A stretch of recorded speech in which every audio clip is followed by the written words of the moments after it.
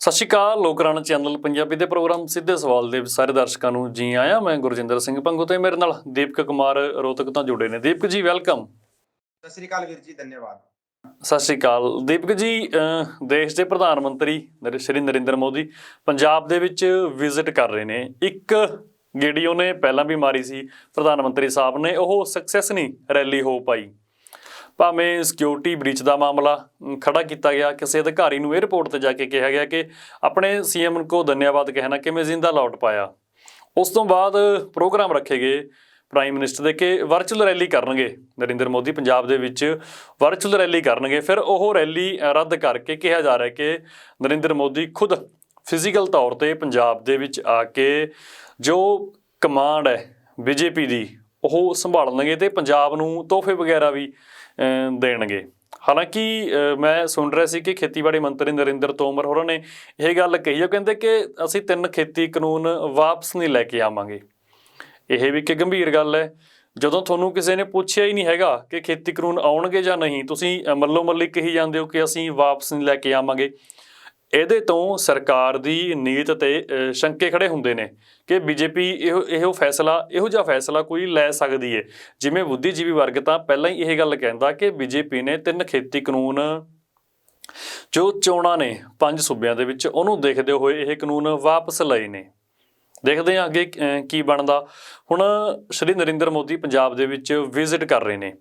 SKM ਵੱਲੋਂ ਆਪਣੀ virtual meeting ਕਰਕੇ, ਆਨਲਾਈਨ ਮੀਟਿੰਗ ਕਰਕੇ ਇਹ ਫੈਸਲਾ ਲਿਆ ਗਿਆ ਕਿ ਸ਼ਾਂਤੀਮਈ ਢੰਗ ਦੇ ਨਾਲ, ਸ਼ਾਂਤੀਪੂਰਵਕ ਤਰੀਕੇ ਦੇ ਨਾਲ ਪ੍ਰਧਾਨ ਮੰਤਰੀ ਦਾ ਕਾਲੀਆਂ ਝੰਡੀਆਂ ਦਿਖਾ ਕੇ ਵਿਰੋਧ ਕੀਤਾ ਜਾਊਗਾ, ਕਿਉਂਕਿ ਬੀਜੇਪੀ ਸਰਕਾਰ ਆਪਣੀਆਂ ਗੱਲਾਂ ਤੇ ਖੜੀ ਨਹੀਂ ਹੈਗੀ।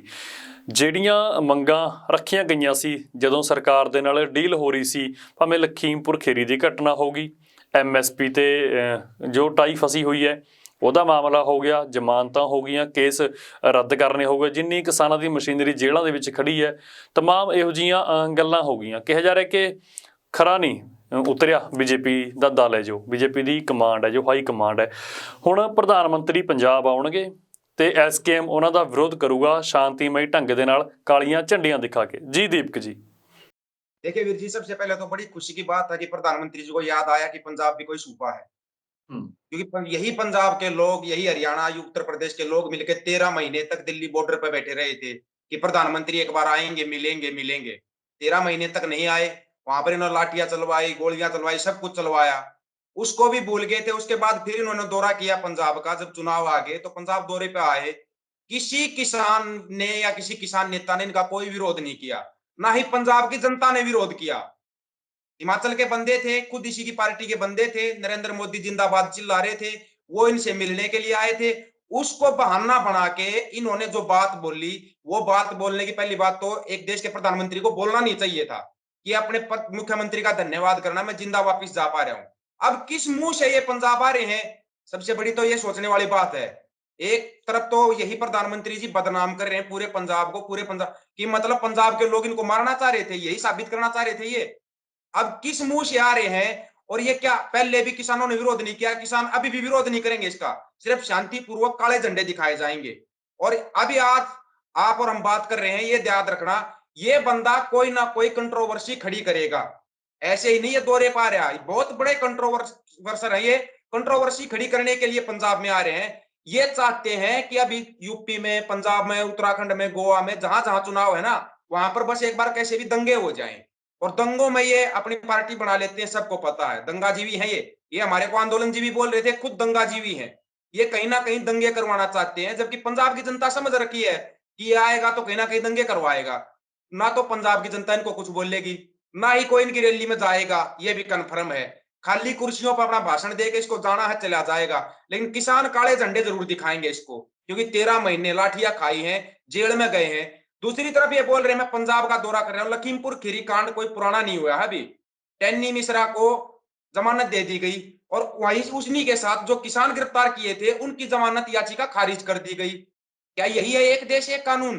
ये साबित क्या करना चाहते हैं? एक तरफ तो ये बोल रहे हैं हम किसानों का भला चाहते हैं, दूसरी तरफ ये क्या कर रहे हैं, हत्यारे को तो जमानत दी जा रही है, जिनका कोई कसूर नहीं है, बेकसूर लोगों को जेलों में डाला जा रहा है। कितने सिख हैं जिनको जेलों में डाला गया था आंदोलन के दौरान, क्या उनकी जमानत नहीं हो सकती थी?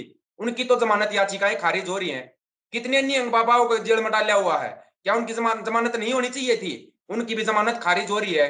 अगर ये लोग ऐसा करे, एक जज बोल रहा है कि टैनी मिश्रा का ध्यान कहीं और था, गाड़ी ऐसे ही चढ़ गई होगी, ऐसा हो सकता है? हंसी आती है इनकी बातों पर, इनके तर्क देख देख के। कृषि मंत्री नरेंद्र तोमर बोल रहे हैं कि 3 कानून नहीं लेके आएंगे। मतलब किसी ने पूछा है क्या कि आप लेके आओगे या नहीं लेके आओगे? अपने आप से ही बयान दे रहे हैं कि 3 कानून नहीं लेके आएंगे। इसका मतलब इनके मन में पाप है, ये 3 कानून भी लेके आएंगे। इनके मन में हमेशा काला रहा है, अब इनको दिखाई दे रहे हैं चुनाव, इनकी कुर्सी खतरे में है। अरे प्रधानमंत्री तो पूरे देश का है या एक पार्टी का प्रधानमंत्री है? ये बीजेपी का प्रचार करने क्यों आ रहे हैं? सभी पार्टियों का प्रचार करो, प्रधानमंत्री पूरे देश का होता है, किसी एक पार्टी का नहीं होता वीर जी। लेकिन ये तो एक पार्टी विशेष का प्रचार करने के लिए आ रहे हैं। यूपी में कल रात को घूम रहे थे प्रचार करते हुए। प्रधानमंत्री है या कोई वोटर है ये, या कार्यकर्ता है बीजेपी के जो चुनाव में वोट मांगते फिर रहे हैं, गृह मंत्री वोट मांगते फिर रहे हैं? ये तो इनकी हालत है। और ये हालत की इनकी किसानों ने दिखाया कि ये पूरे देश को बर्बाद कर रहे हैं। जब दुनिया की आंखें खुली हैं, अब सब जागरूक है, पंजाब की पूरी जनता जागरूक है। कोई इनकी रैली में नहीं जाएगा, शांतिपूर्वक रोड पे खड़े होकर इनके काले झंडे दिखाए जाएंगे, इनकी बेइज्जती होगी यहाँ पे। ਨਹੀਂ ਆਹ ਵੀ ਗੱਲ ਬੜੀ ਖਾਸ ਹੈ ਕਿ ਖੇਤੀਬਾੜੀ ਮੰਤਰੀ ਨਰਿੰਦਰ ਤੋਮਰ ਦਾ ਇਹ ਗੱਲ ਕਹਿਣਾ ਕਿ ਅਸੀਂ 3 ਖੇਤੀ ਕਾਨੂੰਨ ਵਾਪਸ ਨਹੀਂ ਲੈ ਕੇ ਆਵਾਂਗੇ। ਕਿਸੇ ਨਾਲ ਨਾ ਤਾਂ ਤੁਹਾਡੀ ਡਿਸਕਸ਼ਨ ਹੋ ਰਹੀ ਹੈ, ਤੁਸੀਂ ਮੱਲੋ ਮੱਲੀ ਆਪਣੇ ਵੱਲੋਂ ਇਹ ਗੱਲ ਕਬੂਲ ਕੇ ਕਹੀ ਜਾਂਦੇ ਹੋ ਕਿ ਅਸੀਂ ਵਾਪਸ ਨਹੀਂ 3 ਖੇਤੀ ਕਾਨੂੰਨ ਲੈ ਕੇ ਆਵਾਂਗੇ। ਮਨਸ਼ਾ ਤਾਂ ਫਿਰ ਜੱਗ ਜ਼ਾਹਿਰ ਹੈ ਨਾ ਦੀਪਕ ਜੀ ਕਿ ਚਾਹੁੰਦੀ ਤਾਂ ਭਾਜਪਾ ਹੈ। ये चक्कर ये है वीर जी, जैसे ये 3 कानून रद्द हुए थे, उसी के 1 महीने बाद बीजेपी के एक मंत्री का बयान आया था कि कानून तो दोबारा फिर आ जाएंगे। ये उन बातों को दबाना चाहते हैं। कानून ये लेके आएंगे, कन्फर्म है वीर जी, कानून लेके आएंगे। लेकिन इनको ये पता है यही हरियाणा है, यही पंजाब और यही उत्तर प्रदेश है, और यही वो आंदोलनकारी है। दोबारा फिर आंदोलन हो जाएगा, फिर दिल्ली आ जाएंगे। दिल्ली कोई हमारे से दूर नहीं है, दिल्ली हम चले जाएंगे।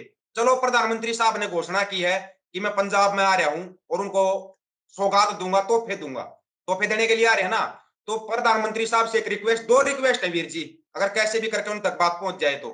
एक तो संयुक्त पंजाब एक कर दो, नहीं चाहिए हमारे को चंडीगढ़ को प्रधानमंत्री अपने घर ले जाओ। चंडीगढ़ पंजाब को दे रहे, हरियाणा को दे रहे, किसको दे रहे, कोई मतलब नहीं है। संयुक्त पंजाब एक करने की घोषणा कर दो, फिर पंजाब जाने, पंजाब का काम जाने। चौधरी चरण सिंह यूनिवर्सिटी के अंदर से चौधरी चरण सिंह का फोटो गायब, कैलेंडर के अंदर से। चौधरी बंसीलाल यूनिवर्सिटी में से चौधरी बंसीलाल का फोटो गायब, और मनोहर लाल खट्टर के फोटो लगाए जा रहे हैं। क्यों किया जा रहा है? ये हमारे महापुरुषों के साथ खिलवाड़ किया जा रहा है, और ये सोचते हैं कि हम समझ नहीं रहे, कुछ हर चीज को समझ रहे हैं वीर जी। ये अगर वहां पर भी आ रहा है ना, तो ये पंजाब के महापुरुषों को बदनाम करने के लिए आ रहा है सिर्फ, और कोई मतलब नहीं है इसका। ਬਿਲਕੁਲ ਨਹੀਂ। ਦੇਖੋ ਯੂਪੀ ਦੇ ਵਿੱਚ ਤਾਂ ਇਲੈਕਸ਼ਨ ਹੈ ਦੀਪਕ ਜੀ।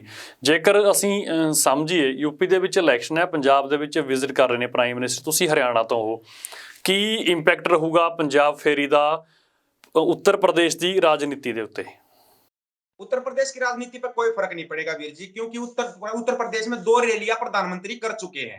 अभी सहारनपुर में रैली थी परसों, खाली कुर्सियां थी, प्रधानमंत्री का भाषण चल रहा था। उत्तर प्रदेश समझ चुका है, पता प्रधानमंत्री को भी है कि समझ तो पंजाब भी रहा है।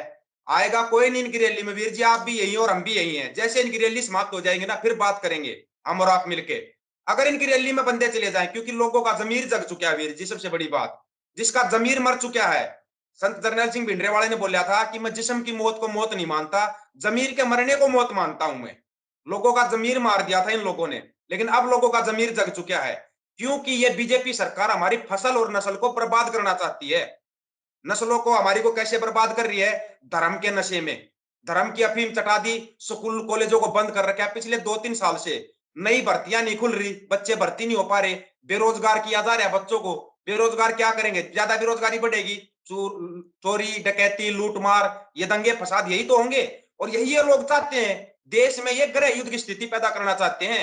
उससे अच्छा ये है पहले ही इनका इलाज कर ले वीर जी, नहीं तो देश को बर्बाद कर देंगे ये। नहीं देखो आ भी एक गल महत्वपूर्ण है कि जिस रैली का प्रोग्राम रखा गया सी कि ਅਸੀਂ ऑनलाइन ही संबोधन कर ਦਾਂਗੇ, ਫਿਰ ਉਹ ਰੈਲੀ ऑनलाइन रैली ਰੱਦ ਕਰਕੇ ਪੰਜਾਬ ਦੇ ਵਿੱਚ ਖੁਦ ਆਮਦ ਕਰਨੀ ਪ੍ਰਧਾਨ ਮੰਤਰੀ ਸਾਹਿਬ ਨੇ। ਇਸ ਨੂੰ ਲੈ ਕੇ ਕਿਹਾ ਜਾ ਰਿਹਾ ਕਿ ਹੋ ਸਕਦਾ ਕੋਈ ਵੱਡੀ ਅਨਾਉਂਸਮੈਂਟ ਭਾਰਤ ਸਰਕਾਰ ਪੰਜਾਬ ਲਈ ਕਰਦੇ। ਉਹਦੇ 'ਚ ਗੱਲ ਤਾਂ ਨਿਕਲ ਕੇ ਪਹਿਲਾਂ ਦੇਖੋ ਜਿਹੜੀ ਪਹਿਲੀ ਰੈਲੀ ਹੋਈ ਸੀ ਉਹਦੇ 'ਚ ਖੇਤੀ ਕਰਜ਼ਿਆਂ ਸੰਬੰਧੀ ਕੋਈ ਗੱਲਬਾਤ ਸੀ। ਜੋ ਹੁਣ ਗੱਲਬਾਤ ਨਿਕਲ ਕੇ ਆ ਰਹੀ ਹੈ, ਹੁਣ ਕਿਹਾ ਜਾ ਰਿਹਾ ਕਿ ਜੋ ਬੰਦੀ ਸਿੰਘਾਂ ਦੀ ਰਿਹਾਈ ਨੂੰ ਲੈ ਕੇ ਕੋਈ ਫੈਸਲਾ ਹੋ ਸਕਦਾ, ਜੋ ਸਜ਼ਾਵਾਂ ਕੱਟ ਚੁੱਕੇ ਨੇ, ਆਪਣੀ ਕੈਦ ਤੋਂ ਵੱਧ ਜੋ ਸਜ਼ਾ ਪੂਰੀ ਕਰ ਚੁੱਕੇ ਨੇ, ਉਹਨਾਂ ਨੂੰ ਲੈ ਕੇ ਕੋਈ ਫੈਸਲਾ ਹੋ ਸਕਦਾ। वीर जी, बंदी सिंह आदि रिहाई का फैसला अगर करना होता ना तो अभी से पहले कर देते। अगर ये टैनी मिश्रा को बाहर निकाल सकते हैं, एक बलात्कारी बाबा को बाहर निकाल सकते हैं, तो क्या बंदी सिंह आगे रिहाई नहीं हो सकती थी? उनके लिए नहीं बोल सकते थे? ये हो सकती थी, लेकिन ये लोग करना नहीं चाहते। ये क्या करना चाहते हैं? बंदी सिंह आगे रिहाई तो छोड़िए, आएंगे चंडीगढ़ पंजाब को दे दिया गया है, ये बड़ी सौगात देने के लिए आ रहे हैं वीर जी। ये हमारे को पहले से पता है इनका। वो चंडीगढ़ को पंजाब को देने का मतलब है पंजाब और हरियाणा को अलग कर देना। जो पंजाब और हरियाणा एक हो चुका है ना, उसको अलग करने के लिए प्रधानमंत्री आ रहे हैं।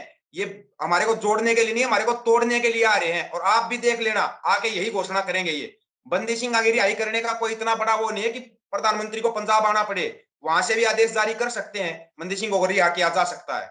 जब एक बलात्कारी हत्यारे बाबा बाहर आ सकते हैं, एक टैनी मिश्रा जो किसानों के ऊपर गाड़ी चढ़ा देता है, 4-4 किसानों को कुचलने वाला बंदा बाहर आ सकता है, तो बंदी सिंह तो किसी का कत्ल तो नहीं किया है, वो क्या बाहर नहीं आ सकते? क्या आ सकते हैं बाहर, लेकिन ये लाना नहीं चाहते। ये हमारे को मानसिक रूप से तोड़ना चाहते हैं।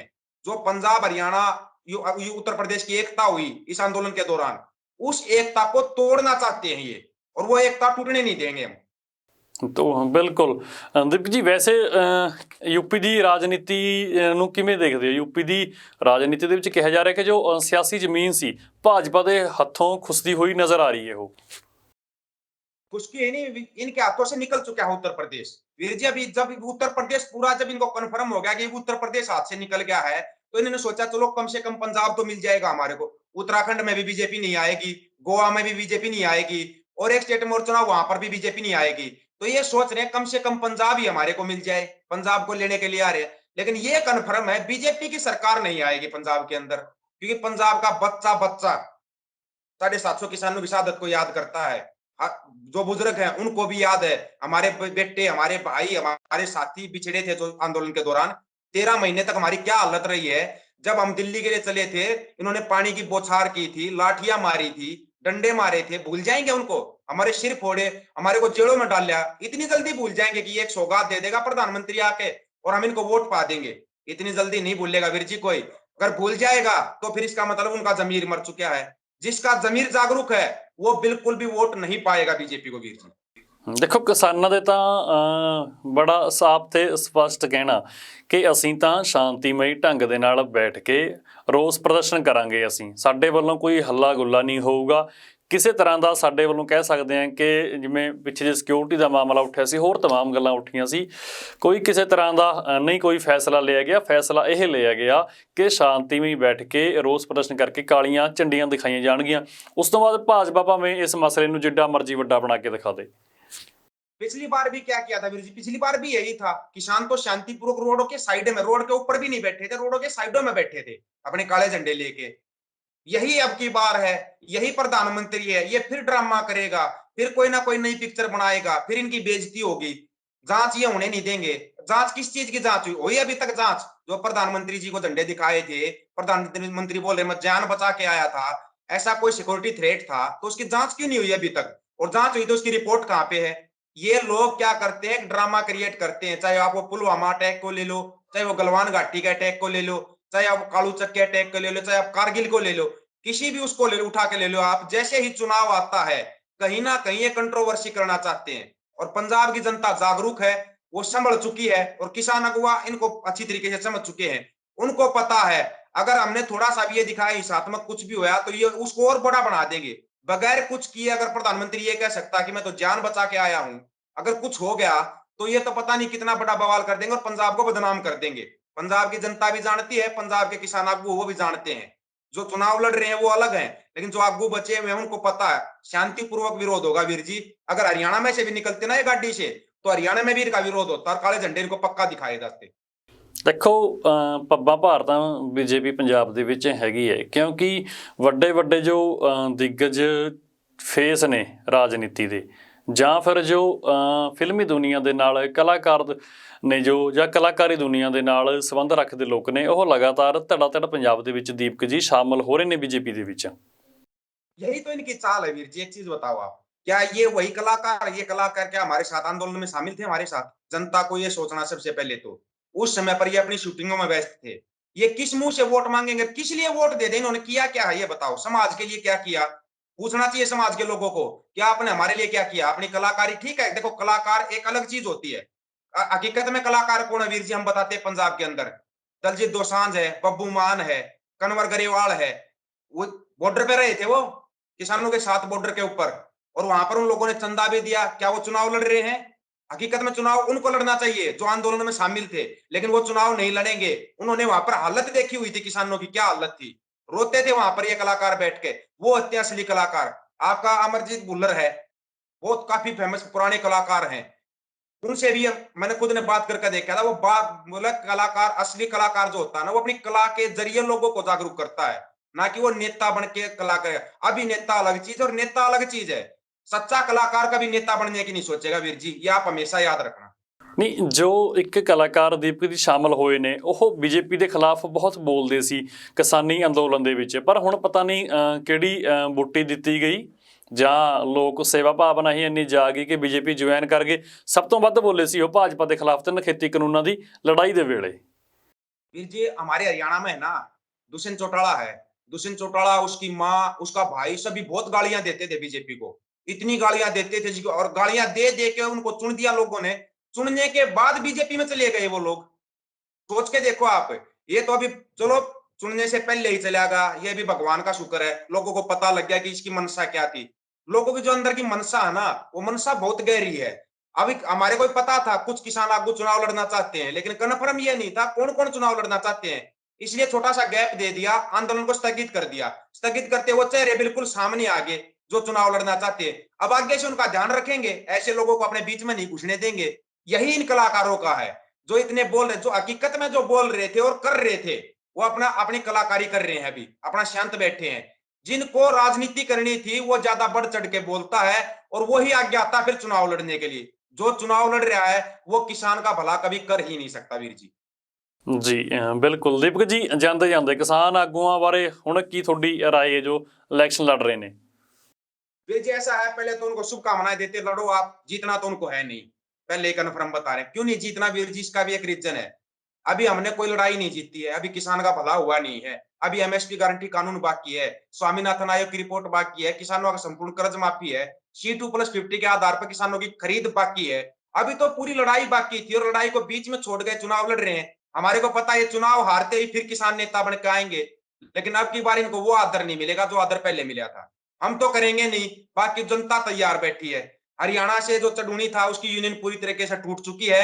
जो इनके पिलर मेन स्तंभ होते थे ना जो यूनियन के, उन्होंने अलग यूनियन ज्वाइन कर ली है। अब ये बर्बाद हो चुके हैं बिल्कुल बुरी तरीके से। नेता भी नहीं रहे और किसान नेता भी नहीं रहे, अब ये किसी तरह के नहीं रहे। तो चुनाव लड़ना ये नेताओं का काम होता है वीर जी। हाँ, जो अपना नेता होता है, अपना लोकल नेता होता है, उसको मार के कूट के प्यार से समझा के उसको लाइन पे लेके आओ, तो अपना काम चलेगा। जो किसान, हकीकत में जो किसान आगू होता है ना, वो किसान और मजदूर के साथ बैठकर ही लड़ेगा, ना कि राजनीति करके लड़ेगा। राजनीति एक बहुत गंदा दलदल होता है वीर जी, इसके अंदर नहीं उतरना चाहिए किसी को भी। ਪਰ ਕਹਿੰਦੇ ਨੇ ਕਿ ਚੋਣਾਂ ਤੋਂ ਬਾਅਦ ਫਿਰ ਸਾਰੇ ਕਿਸਾਨ ਆਗੂ ਇਕੱਠੇ ਹੋ ਜਾਣਗੇ। होते रहेंगे वीर जी, लेकिन वो इज्जत नहीं है अब उनकी। अब इन पे विशेष नजर रखी जाएगी, ना ये उस पैनल में शामिल रहेंगे। ਬਿਲਕੁਲ ਨਹੀਂ, ਜੇਕਰ ਦੀਪਕ ਜੀ ਲੜਾਈ ਦਾ ਮੁੱਢ ਫਿਰ ਤੋਂ ਬੰਨਿਆ ਗਿਆ ਅੰਦੋਲਨ ਕੋਈ ਐਮਐਸਪੀ ਦੇ ਮਾਮਲੇ ਤੇ ਖੇਤੀ ਕਰਜ਼ੇ ਦੇ ਮਾਮਲੇ ਤੇ ਕਿਸਾਨੀ ਦੀ तमाम ਮੁਸ਼ਕਲਾਂ ਤੇ ਜੇਕਰ ਕੋਈ ਮੁੱਢ ਵੱਜਿਆ ਗਿਆ ਅੰਦੋਲਨ ਦਾ, ਕੋਈ ਲੜਾਈ ਖੜੀ ਕੀਤੀ ਗਈ ਤਾਂ ਫਿਰ ਤਾਂ ਲੱਗਦਾ ਕਿ ਇਕੱਠੇ ਹੋ ਜਾਣਗੇ ਸਾਰੇ ਤੇ ਉਸੇ ਰੌਂ ਦੇ ਵਿੱਚ ਚੱਲਣਗੇ ਜਿਵੇਂ ਪਹਿਲਾਂ ਸੀ ਚੋਣਾਂ ਤੋਂ, ਜਾਂ ਫਿਰ ਨਹੀਂ? अभी थोड़ी इनके ऊपर विशेष नजर रहेगी वीर जी, हकीकत ये है, क्योंकि इन्होंने अपना रूप दिखा दिया है। ठीक है, आओ साथ मिलकर लड़ेंगे। लड़ाई होती है जो सबकी साझी होती है, उसमें राजनीतिक पार्टियों वाले लोग पहले भी घुसे हुए थे, फिर भी आ सकते हैं।